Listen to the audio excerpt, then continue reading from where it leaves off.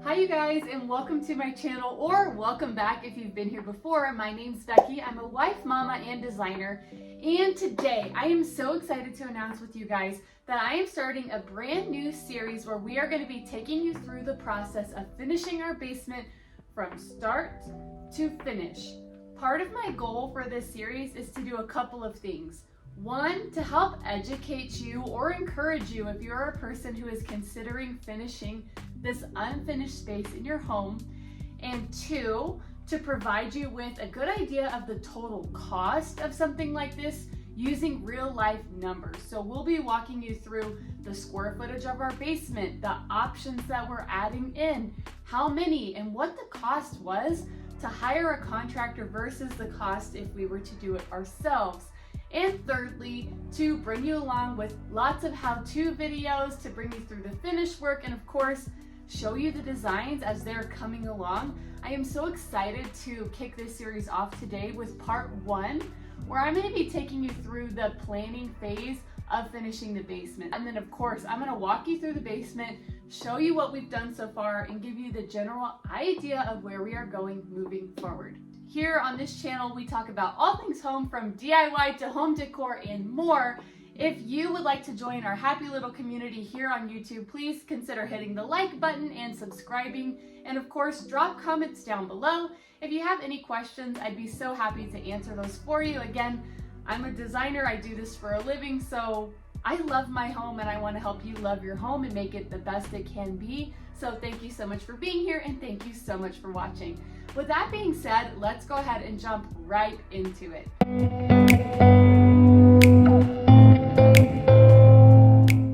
So the first step to starting any kind of project in your home is going to be the pre-planning phase. This is the phase where you look at what you have and you start to think about what you want. It might be a situation where you're looking at a big square room and you have no idea what you're going to put in there, and that's okay. If you are stuck and you don't know what to do with that pre-planning phase, I strongly recommend you get onto Pinterest, Instagram, Facebook, look at magazines, go anywhere that's going to spark your creativity. Additionally, if you have people in your life who are designers or who have really nice aesthetic homes that you love and you might want to replicate some of those things, flattery is the highest compliment. Maybe reach out to some of those people and get their perspectives as well, because that can help you get a really good idea of what you can do to make your space fit your home and your desires as best as it can. So for us, we started with looking down in the basement. We bought the same floor plan as the model home. So the first thing we did was we went and walked through the model. We checked out their basement, we checked out what the bedroom sizes were, and we thought about what we might want to do differently with the space that we have down in our basement. So first, I'm going to go take you down and walk you through our space and kind of describe my plans to you and where we're at in the process. Okay, so here we are down in our basement. Our basement is a little under 800 square feet. And at this point in construction right now, we have fully completed the framing, the pre-wiring, the pre-plumb, and done the HVAC, and we're starting now to do the drywalling. So as you can see behind me, this is going to be our family area down here in the basement. We have constructed 2 archways here. And this idea came to me on Pinterest actually. So kind of like how I mentioned before, if you're looking at a blank space and you don't really know what you want to do with it, get on Pinterest. Don't be afraid to look at different places and check out different platforms and find items that you might love for your space there. So we're going to install cabinetry on the bottom with 2 floating shelves in the middle and a nice little recessed puck light on top to give it some extra lighting and make it look nice and dramatic. Here in the middle, we're going to do an electric recessed fireplace. The one that we have measured is 50 inches. We'll do a nice big screen TV above. But one of the things we did to help balance out the space is our HVAC already was running through this drop down here. And what we decided to do was run that along the back to make that whole fireplace area look more recessed. and intentional. When you have spaces like basements, it's important to make sure that you have balance and that the ceilings don't look wonky, because that can happen really fast. Now, we could have totally gone and done a tray ceiling. However, for us, it would have cost a lot more from our contractor to lower the doorways of both of our walkways. So instead, we chose to go this route. This way, we have my husband's office. So this is gonna have some nice French doors with glass on the top. And in here, we'll have a space for him to work. So we're gonna have a desk back on this wall. We're not quite sure yet how big it'll be or what that will look like. However, we do have an outlet nice and up high to hide the plugs for his computer. On this side, we're thinking of doing a little seating area and some additional shelving. This space really is a blank canvas for us because it's his space and we're kind of blending our two styles into it. So I'll be really excited to show you guys what this product looks like by the time we get done with it, probably here in a few months. This space right here is our guest room, which we are really excited to have because for a whole year we have not had a guest room, and that's been challenging for us since a lot of our family lives out of state. Right now we have our window covered because someone broke it, so we have a piece of plywood and some drywall here just to help keep it tight while we're waiting for the window replacement. This room is nice because it has super high ceilings for a basement, but it's also a really great size. I have already started the pre-planning phase for this room specifically, including what furniture pieces, decor items, and things like that I want to include here. So at the end of the video, I'll give you a little bit of a preview on that and ask for your comments down below. Here's the closet for the room. Nothing fancy, just a 4x4 regular walk-in closet. We're not quite sure yet what our plans are for it, but it'll probably be something basic since this is just a guest room. Our guest bathroom and our main bathroom that we'll be using when we're down in the basement. Instead of doing a tub shower, we're going to do a nice shower, and we plan to tile all the way up to the ceiling, which we are so excited about.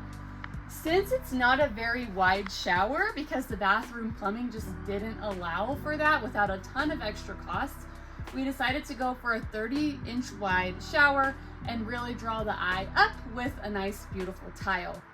Behind me, we'll have the toilet and the vanity with a mirror and cute little vanity light up above. Again, I've started the pre-planning phase for this, but my husband and I are still so undecided about tiles, so we'll give you more updates on that as we get a little bit further along in the project. The last weird little space in this basement is this toy closet. So in the model home that this floor plan is based off of, this was just a large storage closet, and both my husband and I felt that that space would be really poorly used if we were using it that way, considering we have two small kids. We're actually going to turn this space into a fun little play area for them, where we're planning to do a cute little table and chairs, having a little chalk wall, having lots of arts and crafts materials, and floating shelves to house some of their toys. We want this closet to be a fun place that provokes the imagination, as well as acts as kind of a dual purpose area. Since in Utah we have such long winters, we didn't want our kids to feel like they were cooped up and bored inside. We wanted them to have an area that was a little bit of pop and lots of fun. So now I want to take a minute and show you real construction bids we got for this space.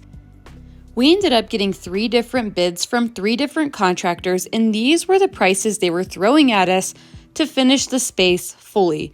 My husband and I both felt like this is an insane amount of money. I don't know about you, but for us, $45,000 to $55,000 is way too much money to spend on a basement. So we decided to hire a contractor to do the framing, electrical, HVAC, plumbing, and drywall, and to do the rest of the finish work ourselves. We figure that with the total cost for the contractor and the DIY, that we'll finish out somewhere around $25,000. So as promised, I want to go over some of the numbers with you regarding the pre-planning phase. So this is the total cost of the project from framing through drywall and texture. So here on my Surface Pro, which This is not sponsored. I am way too small of a channel to have any kind of sponsorship, but I will say I am a huge fan and I do love my Surface Pro. So if you are looking for a tablet computer combo, this is it. I freaking love it. Anyway, here is our floor plan. So as you can see here, our basement is not very big. It's a little under 800 square foot. So you walk down the stairs in this way, this little hall area here. This would lead to our mechanical area. Here is our game room, my husband's office, the guest room, the closet, the bathroom, and then the toy closet. So yeah, there's the total footprint here. For the project, to get us from framing to where we are now was a cool $18,000, which I know 18 grand is a lot of money, but for us, it's really nice because this is giving us the opportunity to do all of the finished work ourselves. So for full context and full transparency, we contacted multiple contractors, multiple people, and we compared their prices pretty ruthlessly because we wanted to get a good idea of what's the average cost for our area. Now, full disclosure, if you don't live in Utah, if you live in another state or another market, this might be more or less money depending on where you live. So comment down below and let me know, how much money did you spend to finish your basement if you're comfortable sharing? I'm just curious. So for us, we found this really great contractor. His name's Brian. We love him. If you're local to Utah, contact me and I will get you his number. He and his team have been so great and professional, really helpful, but they gave us one of the best quotes and offered us one of the best timelines, which for us was just absolutely thrilling. Now, since both my husband and I are really handy people, we didn't feel it was necessary to pay an extra like 20 grand, 40 grand to have someone finish the space when we know for a fact we could do it a lot cheaper DIY style. Plus, it gives us the opportunity to bring you guys along with us as we're doing these fun projects. We want to share that experience with you to encourage you that if we can do it, you can definitely do it too. However, we also did feel that the framing, electrical, HVAC, plumbing, drywall was something that we did not want to participate in because we both work full-time and we're both parents. And what has taken Brian and his team a cool 2.5 weeks to do so far would have taken us like several months. At this point in construction right now, we're gonna be done drywalling the basement probably in the next week. After that, Brian will be done and Mike and I will get to work on doing the rest of the project. So in terms of some of the finished work, here is the list of everything that Mike and I will need to do in order to fully finish the basement after our contractor's work is done. We will be installing the trim, painting the basement, adding the light fixtures, switches, and plugs in. We'll be adding the carpet and carpet pad. We'll be finishing the bathroom. We'll be doing some custom built-ins in a couple spots that I showed you down below, as well as fully furnishing and decorating the space. We are hoping to accomplish all of that finished work for under 10 grand. And the great thing for us is that if you add up the number of 18,000 plus 10,000 for us to do the finished work ourselves, we're at a cool $28,000. So to us, DIYing some of that work ourselves saves us tens of thousands of dollars. I don't know if that's the case in your market, but if your market's like ours is, it might be worth it to do some of that finished work yourself.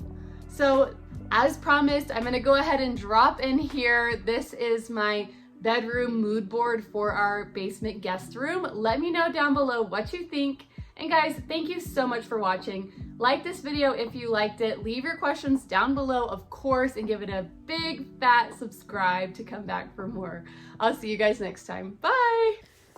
Okay, for those of you who stayed till the end, I wanted to do this other walkthrough to give you a better view of the basement just in and of itself. So not all the lights are on, but this is the family room. Those are the arches and the fireplace set in.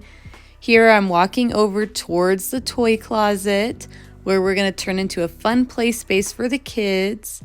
Down this way, we're going to find the bathroom with the walk-in shower. And we're so excited for that room. And then of course, here we have our guest suite. Again, it's so much bigger than it looked in that first shot. So I wanted to show you the space we're working with here.